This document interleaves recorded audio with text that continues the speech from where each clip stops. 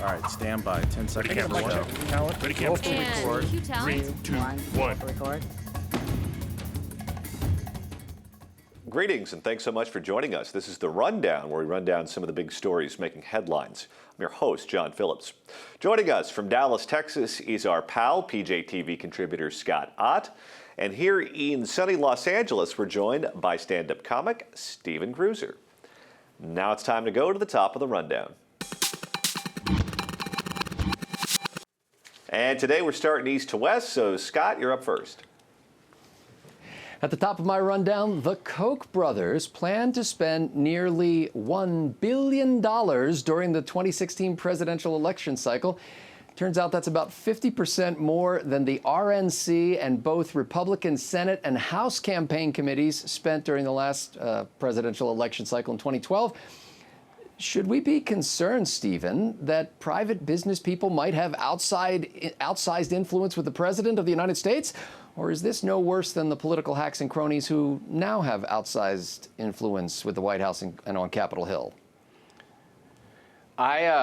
If they're successful businessmen, I don't worry about them at all. And since I've met these guys, I like them a lot. I'm a big fan of the Koch brothers, always have been. I'm not so sure if the number is that accurate, though, because a lot of times, here's where the reporting goes awry about the Koch brothers. They'll talk about these groups that they fund. I know for a fact there are some of these groups that they only partially fund now. They funded them quite a bit in the beginning, but I know a couple of them where they have an agreement where their contribution is reduced every year. So they're partially funding these groups. I don't know if they're looking at those groups' entire budgets for the year and saying, okay, that's Koch brothers money. It's highly possible because there's just an outside chance that journalists may be lazy nowadays.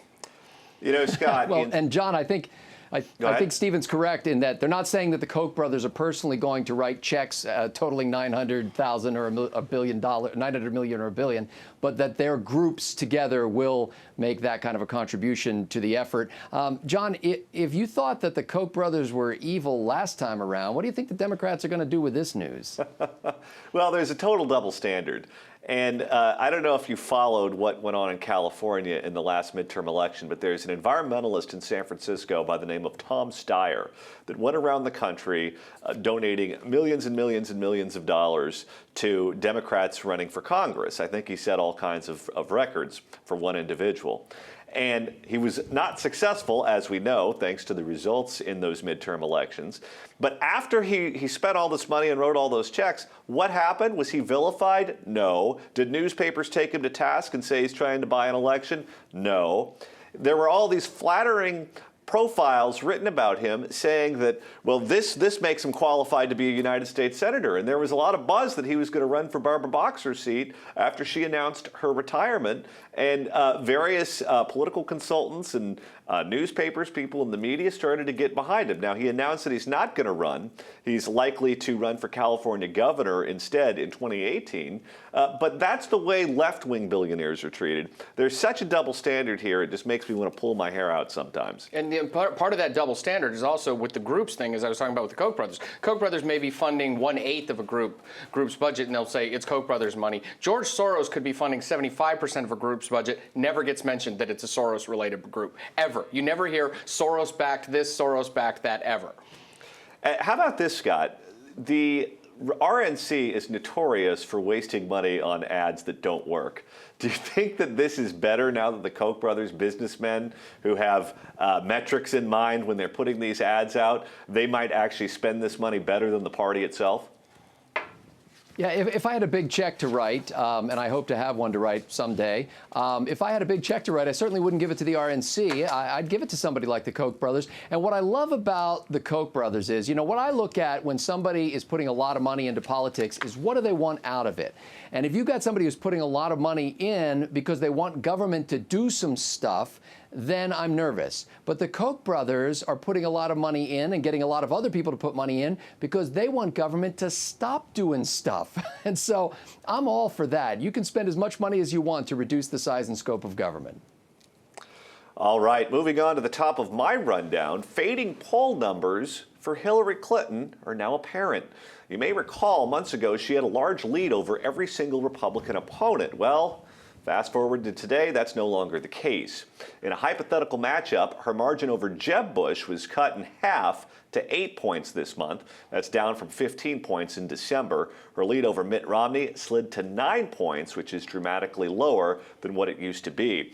Now, Cruiser, I am convinced more than ever that Hillary Clinton has a glass jaw. We saw her out on her book tour, which was a complete and total disaster. If the Democrats give her a coronation in the primary, if she doesn't have to run hard against somebody, my guess is she falls apart in the general, and whoever the Republican is that's running against her has a field day with her. Would it be a huge mistake for the Democrats, in your opinion, to give her that pass in the primary because of that? I think they should. I don't think they're going to still. I think the progressives are still angsty enough that they do not want this to happen, and they don't want to play nice anymore, and they seem to be a little bit feistier than the conservatives do on the other side of the aisle and will not roll over in the end. And I agree with you to a certain point. I think that she will get steamrolled in the general by almost anyone except Mitt Romney. Mitt Romney is a horrible milquetoast candidate. I mean, he had the thing gift wrapped, the bow tied, everything set in his lap for the last one, and he lost an election to Candy Crowley in 5 minutes. That's how awful a candidate he is. So I'm like, so no, she will actually steamroll Mitt Romney because he's such a miserably awful. I'm tired of he's a nice guy. I'm tired of he was right about it. He's a very nice guy. So you know what? If I want to have coffee with him, can't even do that with Mitt because he's a Mormon. Well, there's one question you didn't answer. What? What do you think of Mitt Romney? I don't think of Mitt Romney much at all. I don't think highly of Mitt. So yes, but I still think, I really do think, O'Malley last week said he's still exploring the idea, and the progressives they're just angsty, and they really want someone to give her a challenge, and I think that they're just going to keep trying. And all the Obama people are coalescing to support a Warren candidacy. So that's not just like 40 fringe guys over here helping. These are all former Obama administration people who are trying to get some money for Elizabeth Warren. All right, Scott, let's go back to the 2008 Democratic primary. Hillary Clinton wrapped up all the endorsements. She had all the money. She had all the big strategists behind her. And what happened? Well, a funny thing happened on the way to the polling booth that election because she ended up losing to Barack Obama. Is she a paper tiger again this time? Yeah, she's like the Democrats' Mitt Romney, if you take Stephen Cruiser's description there, except she's mean. So she's like not a nice guy. I personally am wrapping up today and putting in the UPS shipment a bottle of anointing oil that's headed for the DNC. I would love nothing better than for them to anoint Hillary Clinton as their candidate. I have a feeling that what's going to happen with Hillary is, she hasn't been seen in public. I think she's been seen twice in the last 6 weeks or something like that, and that was both times were in the same city on the same day or something. But she has been laying low for such a long time that I think when she comes out and starts campaigning, it's going to be sort of like Elvis Presley idolatry. If he were to show up today, all the Elvis fans who are like crazy about him and have been for years are going to look at him, and he's going to get up on stage and he's going to go, "Oh, let me be your teddy bear," and everybody's going to go, "Oh." I don't know if you saw the latest interview that she did. It was on stage somewhere. It wasn't a TV interview. It just happened. There was a camera in there. And one of the questions that she was asked was about the Keystone Pipeline. And she refused to take a position on it. And you can skate at this point in the process by saying, I refuse to take a position on X, or I refuse to take a position on Y.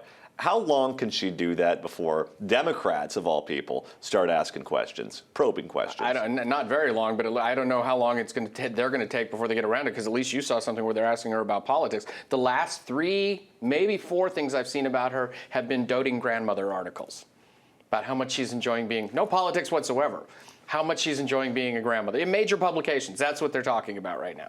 She's Grandma of the Year. All right, Cruiser, what do you have for us? At the top of my rundown, John Boehner, yes, that John Boehner, says the House is finalizing plans to sue the Obama administration for its executive overreach on immigration. The resolution could authorize the House to take several different forms of legal action against the Obama administration. A finalized plan has not yet been decided, but the resolution could authorize the House to join a lawsuit that states have filed over the action, or they may go a separate way. They're weighing carefully options on how to proceed at best with this. Now, one of my biggest fears about Boehner going into this even bigger majority now in the overall Republican majority is he's always been the highest ranking Republican who's talking about need for comprehensive immigration reform. He'd meet with the president. He'd say, yeah, we got to get this done. This time it seems, I don't know, you tell me, is he stealing on immigration because of the way he's seen the tides in the polls and everything? Or is this just him saying, he doesn't like the president behaving in an executively overreaching fashion. The issue of immigration has the biggest dichotomy between where the elites in Washington are and where the people are. And it's not just Republicans, it's independents and Democrats. People want the border secure. People want to know that if you're going to come to this country, you're going to come in the right way. People especially want the gang members and the criminals and the people who are coming up here to do us harm to be deported. But in Washington, D.C., on both sides of the aisle, they want more immigration. They want more illegal immigration. They don't particularly care. Work visas would be fine with them, and the executive actions those are fine with them as well.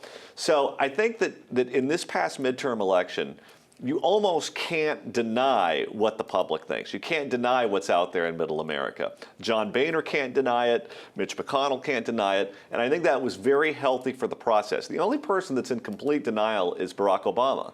The way he walks, the way he talks, the way he behaves on these issues, you would think that he won the election in huge numbers. It was a big smashing success. So I think the Republicans know we're holding their feet to the fire on this one. And if they don't do something about it, if they don't give the administration pushback on this issue, there will be hell to pay. I hope. And Eric Cantor's defeat was big. Yes, it was. And I really don't care what Boehner's motivation is if he's doing the right thing. So right now but okay, Scott, let's talk about this. Let's say it is a reaction to the president's executive overreach. And we know that there's more of it coming down the line because the president has told us there's more coming down the line right now. If it's going to move people like Boehner farther to the right, and it's going to take things to the courts and let the courts start drawing some parameters for what the executive branch can and cannot do, should we, despite the fact there will be problems in the short term, should we welcome maybe a little more executive overreach from this president just to let it get punted to the courts and maybe keep pushing people like Boehner to the right? No, and I don't think it's pushing Boehner to the right. I think it's pushing Boehner to punt. I think that this is a sign of weakness if I've ever seen one. I mean, it's like you and I, if we were about to get in a fist fight, instead I said, I'm going to call my lawyer and I'm going to sue you. I mean, this is just pathetic to me. Maybe you could have made an argument for it when the Republicans didn't have a majority in the Senate. But in this case, we've got the House, we've got the Senate. As John just described, apparently we've got the majority of the American public with us. And now their solution to this, the only thing that the legislative body can do is appeal to the courts? How did that work out on Obamacare? Yeah, that's the one tricky thing about that I was thinking. But, however, at this time last year, Boehner was still trying to craft a comprehensive bill, and he was basically, blocked by Mitch McConnell on that, just so we could take the Senate back. And at least he's not talking about new legislation, and he's trying to battle the thing. So I take my tiny, tiny victories where I can get them with Boehner right now. You know what, though? The left is very effective at using the courts to advance their agenda, particularly when their agenda is unpopular. I think all of us on this panel are in agreement that what the president did was illegal. Yes. If what he did was illegal and you have the American public on your side, why not take it to the courts? Why not use their tools against them to have the courts smack them down in the same way that they get the courts to smack us down, even when we believe we're in the right? If it gets bogged down until there's a Republican president, you can bet we'll get some anti-executive court rulings anyway. So it may work out in our favor.